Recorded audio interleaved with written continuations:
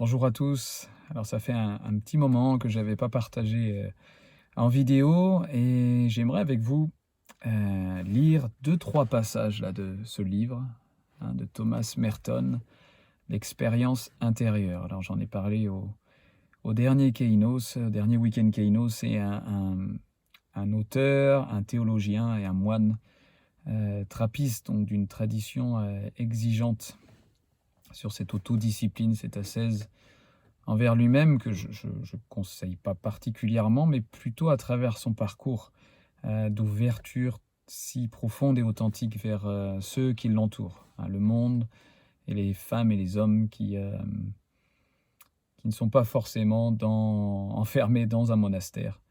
Et cette expérience si fondée, si enracinée de la pratique contemplative. Euh, ça, il a vraiment fait trembler sa génération, entre guillemets, et le domaine monastique avec cette restauration de cette pratique contemplative, de cet espace donné aux moines au sein des monastères pour cette expérience contemplative. Bref, et cet homme Thomas Merton a écrit plusieurs livres. Vous pouvez trouver aussi des audios un peu à droite et à gauche. Il est décédé en 68 ou 69, je ne me rappelle plus bien. Mais par exemple, dans ce livre, L'expérience intérieure, qui me semble être vraiment l'un des livres les plus complets, j'oserais peut-être dire, sur le début de cette pratique contemplative, même si je trouve qu'il va déjà en profondeur et qu'il est particulièrement précis sur des sujets. Il aborde, il y aurait tellement de choses à aborder dans ce livre, mais vers la fin, j'apprécie énormément là, une sorte de, c'est pas de mise en garde, mais de précision sur peut-être parfois nos aspirations un peu naïves, ou beaucoup naïves d'ailleurs, d'une sorte de claquement de doigts à travers cette voie contemplative, cette pratique plus méditative de ce retournement vers soi, alors pas à but nombrilisme ou d'égocentrisme, mais d'y rencontrer en toute vérité et en toute honnêteté, en toute simplicité surtout, le Dieu qui demeure en nous, le Christ qui a fait de nous, qui a fait de notre être son habitation. Et cette promesse de Jésus lui-même, de nous apprendre à demeurer en lui, et lui en nous, de celui qui lui ouvre la porte, qu'il y entrera et qui soupera avec lui, et lui avec je me suis répété, avec Jésus. Bref, toutes ces promesses d'une intimité de notre intérieur, de l'intimité du fond de notre être, de l'intimité de notre cœur, si on peut parler ainsi, de cette espèce de non plus être constamment aspiré par les choses extérieures, pour lesquelles d'ailleurs nos sens, en fait, que ce soit l'ouïe, la vision, enfin la vue, l'odorat, la bouche, le toucher, sont des sens qui finalement nous permettent d'interagir, de relationner avec l'extérieur, avec ceux qui nous entourent. Mais bien souvent, même tout le temps, nous avons perdu en fait cet équilibre entre cette conscience, ou plutôt cette présence, de savoir être présent à l'intérieur de nous-mêmes et pas simplement à l'extérieur, à travers nos sens, à travers ce qu'on voit, ce qu'on entend, ce qu'on dit, ce qu'on touche, ce qu'on ressent, mais d'être de plus en plus et profondément présent dans ce que nous sommes à l'intérieur de nous, et pas ce que nous sommes dans cette espèce on en a parlé, d'ego, de personnes virtuelles, que nous sommes construits bien souvent à travers le regard des autres, l'approbation des autres, les blessures, les réactions à différentes circonstances difficiles, mais à qui nous sommes en nous-mêmes dans la réalité de l'union divine en Christ, dans la réalité de cet homme intérieur qui est uni au Christ, dans la réalité comme Paul appellerait ça dans Colossiens 3, cette vie cachée avec Christ, en Dieu. Donc cet équilibre entre être bien présent à l'intérieur de nous-mêmes. Quand je dis à l'intérieur de nous-mêmes, c'est au centre de notre être, c'est toute cette intimité intérieure qui est la nôtre et qui est la plupart du temps secrète pour les autres.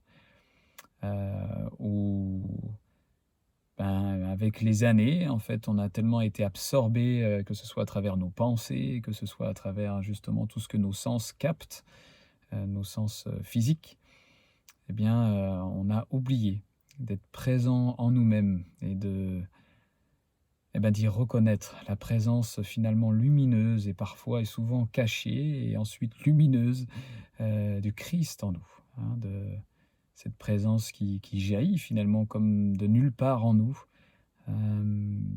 cette présence qui nous attire, j'allais dire inexorablement, pour utiliser un gros mot, en nous, dans cette affection d'amour, et en même temps parfois ce désert aussi de ressenti, mais au-delà du ressenti, au-delà de ce désert du ressenti, quelque chose de plus profond en nous, on pourrait appeler notre esprit, semble-t-il, nous assure que nous sommes au bon endroit, en nous-mêmes, dans le fait de retrouver cette présence, savoir être présent en nous. Bref, bon, je m'éloigne un peu de mon sujet, même si c'est en lien avec ça, mais je vais lire les 2-3 passages de Thomas Merton. Et peut-être que ça pourra nous parler sur, vous verrez, sur certains sujets concernant cette pratique contemplative. Alors Thomas Merton écrira à la page 201 Nul ne devrait se laisser leurrer par ses aspirations contemplatives, s'il n'est pas prêt à assumer, en premier lieu, les travaux et obligations ordinaires de la vie morale. Hein, c'est simple, c'est basique, mais est-ce que parfois on pourrait ne pas se faire avoir là-dessus, hein, et devenir tellement des contemplatifs qu'on en oublierait presque nos obligations morales de la vie au quotidien, de ce que sont les tâches auprès de notre épouse, avec nos enfants, à notre travail, auprès de ceux et celles qui nous entourent, sans fuir, en fait, hein, sans trouver un échappatoire dans cette pratique contemplative qui nous permettrait de s'envoler, de s'échapper un peu de ces obligations qui ne sont pas toujours faciles, qui sont généralement pas simples d'ailleurs. Il continuera, la contemplation n'est pas une espèce de raccourci magique et facile pour arriver au bonheur et à la perfection. Ça, j'aime beaucoup. Peut-être c'est quelque chose où on peut se retrouver aussi, hein, souvent dans les débuts, je pense. Cette espèce de naïveté en pensant que ça y est, c'est le truc, et là, ça va être comme une grosse ligne droite, et hop, on va atteindre le but en quelques mois ou en quelques années. Et puis on se rend compte que c'est pas la finalité qui compte, c'est pas la perfection qui compte. C'est tout ce qu'on apprend sur le chemin.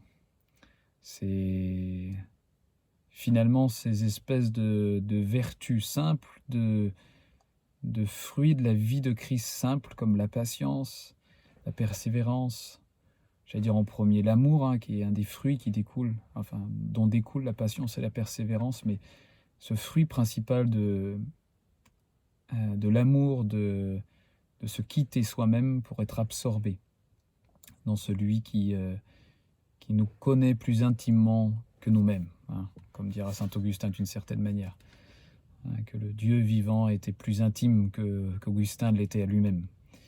Et bien c'est ce chemin en fait, de découverte, de réalisation de celui qui nous habite et qui nous connaît bien mieux que nous-mêmes. Et cette intimité, cette espèce de fluidité, j'allais dire, de spontanéité qui s'installe avec et dans sa présence en nous.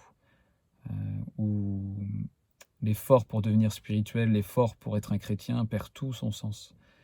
Parce qu'on comprend encore mieux en fait l'opération de la grâce du début à la fin.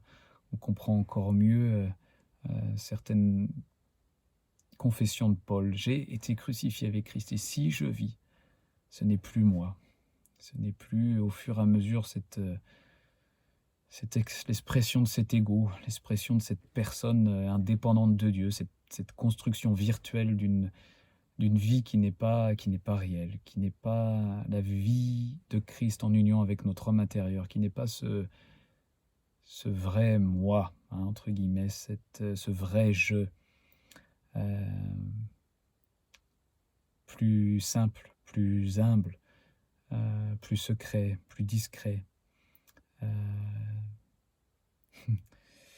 Bref, si je continue.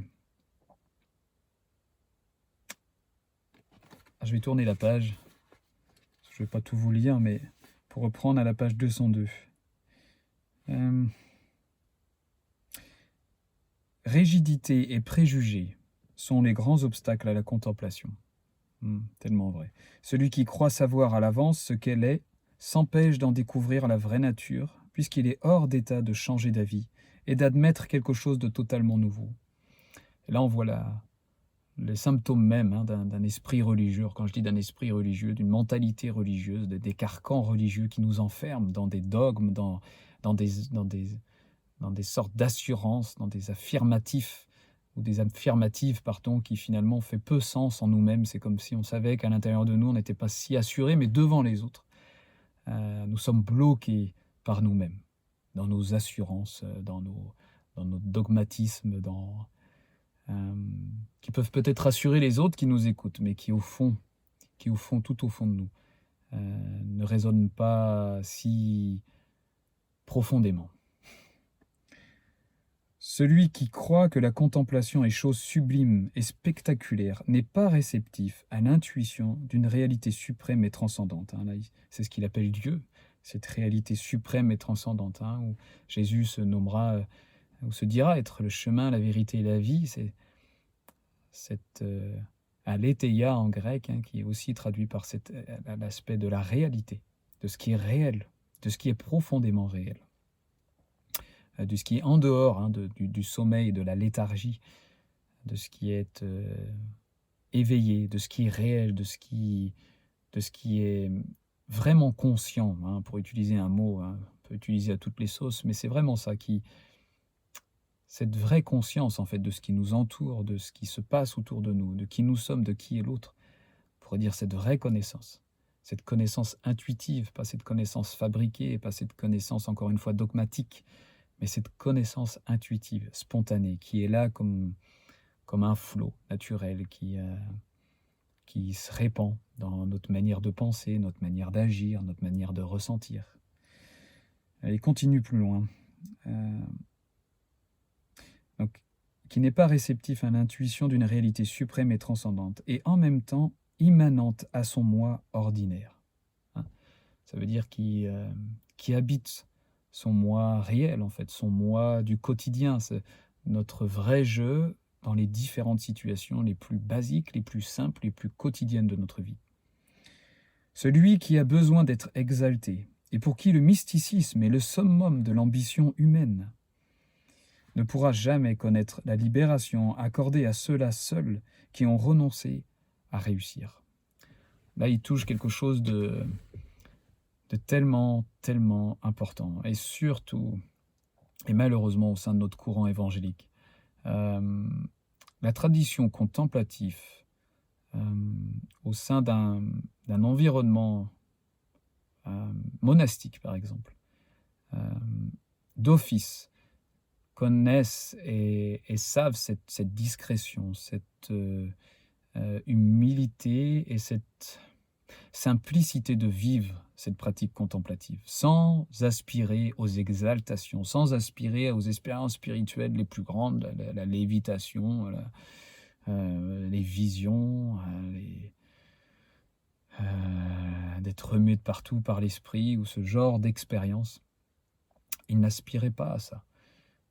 Ils n'aspiraient pas à ce qui était une exaltation spirituelle. Cela pouvait arriver, mais ils n'y aspiraient pas. Et ça, je pense que c'est l'un des pièges tellement forts lorsqu'on entend parler de la voie contemplative, de la pratique contemplative, de cette méditation cette restauration mystique de notre expérience de Christ. Pas mystique dans l'aspect tellement spirituel qu'on n'a pas les pieds sur la terre, ou mystique parce que c'est tellement bizarre qu'il n'y a que des érudits qui pénètrent ces voies-là. Non, mystique, pour refaire du grec, qui est tiré du mot mystérion, qui est dans le Nouveau Testament. Je crois qu'il est utilisé 25 fois à peu près, il me semble, en tout cas une trentaine de fois par l'apôtre Paul, lorsqu'il parle du mystère de Christ, le mystérion de Christ. C'est pas un mot nouveau, c'est cette expérience, quand je dis secrète, c'est caché, du mystère qui est Christ. Il n'est pas en boîte, c'est pas, le Christ n'est pas un nom seulement qu'on peut confesser, et ça y est, on connaît qui il est. C'est pas avec une première expérience qu'on a fait le tour du Christ. Non, Paul parlera de la communion au mystère de Christ, pas la communion à Christ, mais la communion au mystère de Christ. Et tellement important, je reviens à mon sujet, ne pas se laisser avoir par cette espèce d'aspiration secrète à l'exaltation spirituelle. Parce que ce que recherche le Père en nous, ce que recherche Jésus avec nous, ce que recherche l'Esprit avec nous, c'est cette incarnation, entre guillemets, vous me comprenez, naturelle, intuitive. C'est vraiment un mot que j'aime beaucoup maintenant. Excusez-moi, intuitive, de sa présence dans notre quotidien.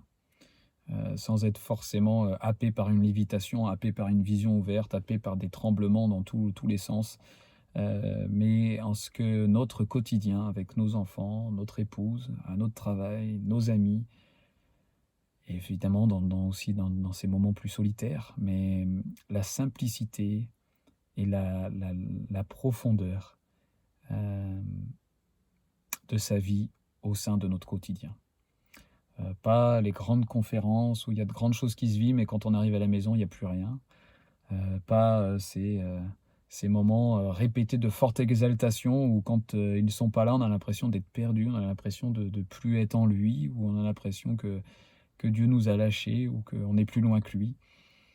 Non, ce qu'il veut, et vous le savez, j'imagine, enraciner, ce qu'il veut infuser en nous, c'est cette expérience tellement entrelacé avec le fond de notre être où il est déjà, entrelacé dans notre nouvelle manière de penser, cette conscience guérie. Comme dira saint Augustin, la guérison de notre œil intérieur. Il ne parlait pas que de l'aspect de la vision, comme dans les courants évangéliques qu'on peut entendre, mais cet œil intérieur, c'est-à-dire cette conscience même qui est la conscience de notre vie, la conscience de ce qui nous entoure, la conscience des autres.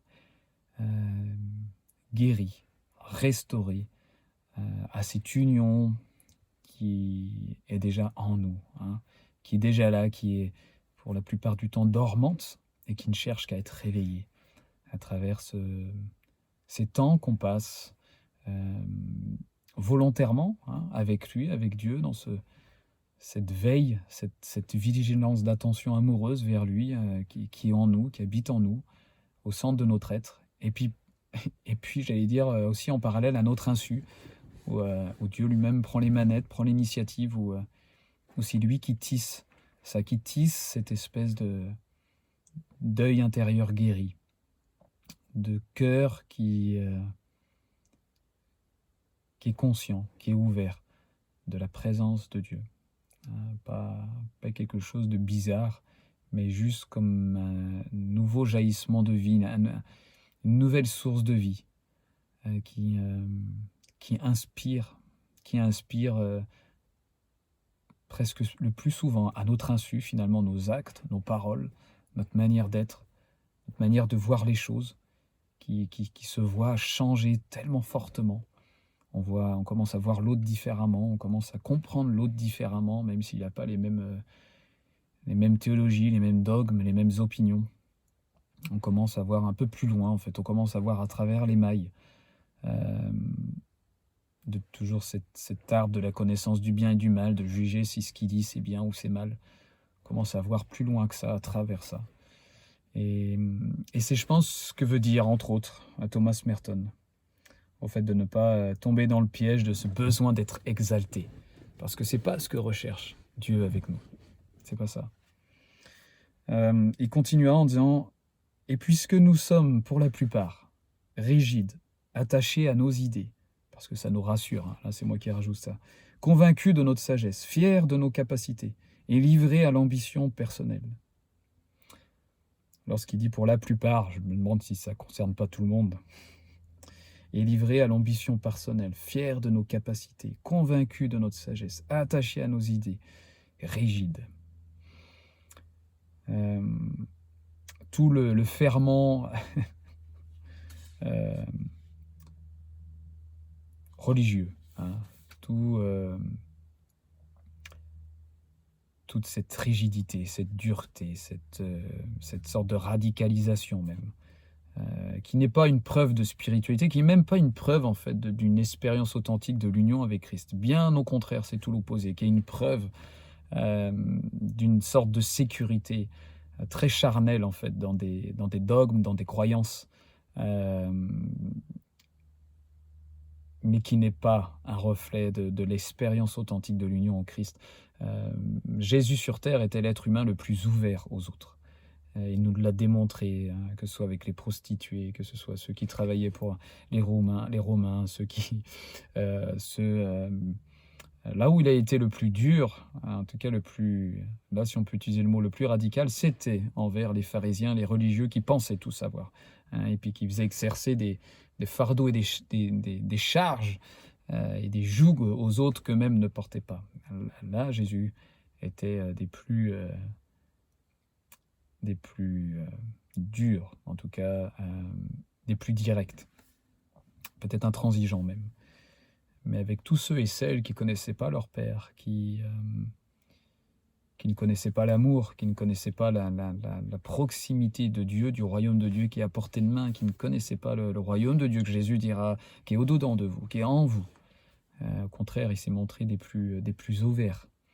Un homme parfaitement accessible dans, je pense, le respect le plus profond et l'amour le plus profond vers ce que l'autre pouvait penser, ressentir et vivre.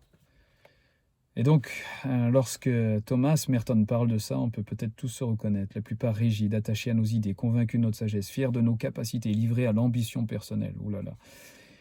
Le désir de la contemplation est dangereux pour n'importe lequel d'entre nous.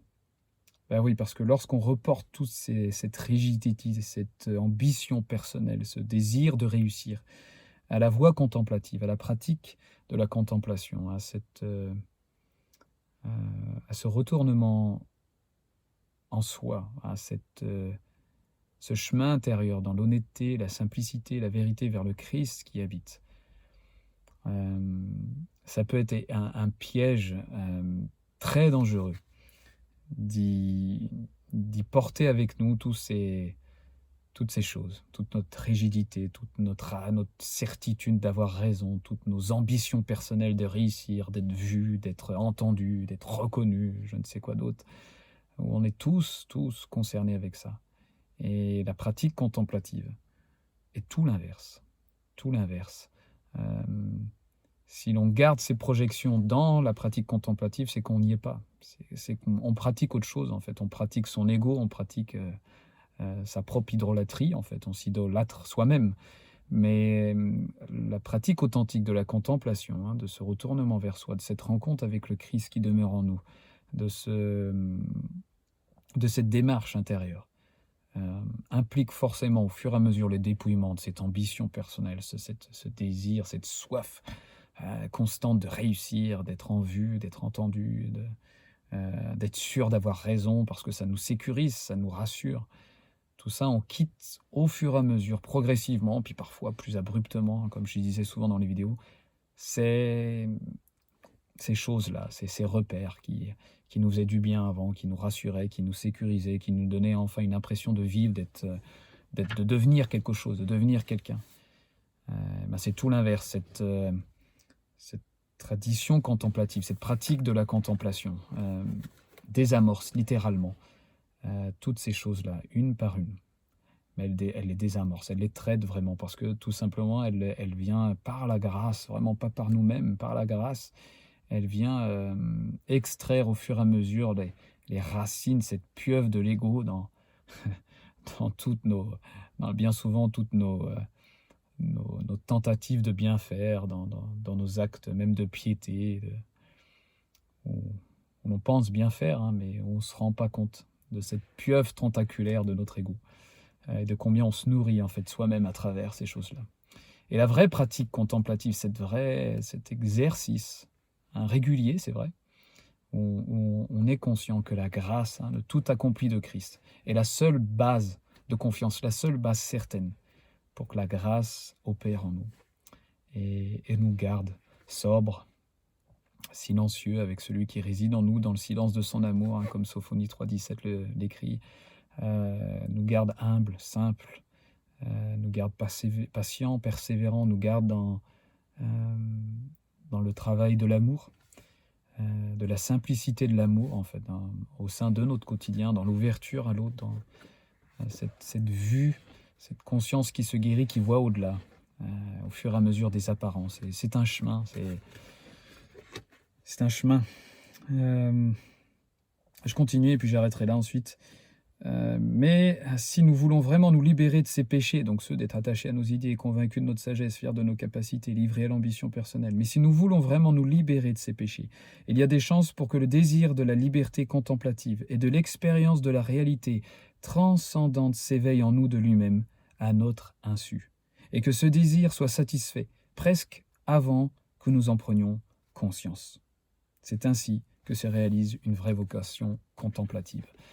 Et ça, je rejoins tellement la vérité de ces propos. C'est, je pense, presque l'une des signatures de cette pratique contemplative, hein, ce désir en nous-mêmes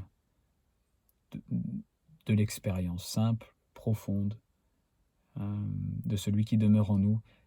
La signature, je pense, authentique de ça, c'est que bien souvent, à notre insu, on en voit la satisfaction, on en voit les fruits, à notre insu. On n'a tellement pas l'impression de contrôler les résultats, on n'a tellement pas l'impression de pouvoir s'enorgueillir de telle ou telle pratique afin d'en être arrivé là. C'est que bien souvent, à notre insu, par cette opération de la grâce secrète en nous, on s'aperçoit qu'on en est là et qu'on réalise par nous-mêmes et à notre insu de cet attrait, cette absorption contemplative dans l'union avec le Christ, où nous sommes perdus lui-même avec lui, alors qu'a priori, rien ne se passe, ou en tout cas le plus souvent, et puis pourtant, sorti de ces moments plus solitaires, de plus grande solitude, on réalise que notre conscience est altérée positivement, on commence à voir les choses autrement, à cerner les choses autrement,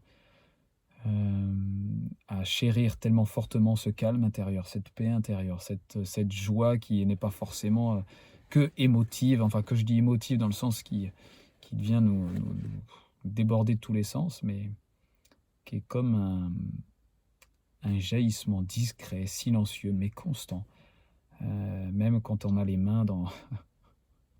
Bon, je pense à ma vie personnelle, mais quand on est dans les endroits délicats, où on n'a pas envie à la base de se réjouir, on se rend compte qu'il y a des choses de l'opération discrète de la grâce qui infuse dans cette pratique contemplative, dans ce silence qui s'installe intérieurement comme Dieu lui-même. Comme Dieu lui-même. Voilà, c'est peut-être un peu décousu cette vidéo et en plus longue, mais j'espère que vous aurez pu peut-être prendre à droite et à gauche quelque chose qui peut nous concerner. Je pense qu'on peut être tous dans le même bateau, avec ces aspects de rigidité, de certitude, d'ambition personnelle, qui fait tellement de dégâts, Mais voilà, c'est un encouragement, vraiment, et je sais que pour vous, les uns et les autres, soit auquel vous aspiriez à cette pratique contemplative, soit que vous pratiquez déjà.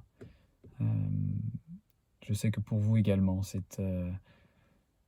tellement, tellement bon et parfois et souvent déstabilisant en même temps, cette espèce de l'opération de la grâce de Dieu, de Christ, de la présence de Dieu qui agit en nous à notre insu. Euh, à notre insu, où on sait que nous n'avons pas à nous orgueillir de telle ou telle pratique, de tel temps de prière, de lecture de la Bible ou de jeûne ou je ne sais quoi d'autre, mais où on réalise tellement jusqu'au, j'allais dire au bout des ongles, mais plutôt au bout du cœur, le pur don qu'est Christ en nous. Le pur don, vraiment le pur don. Voilà, je vous dis à bientôt et puis à une prochaine.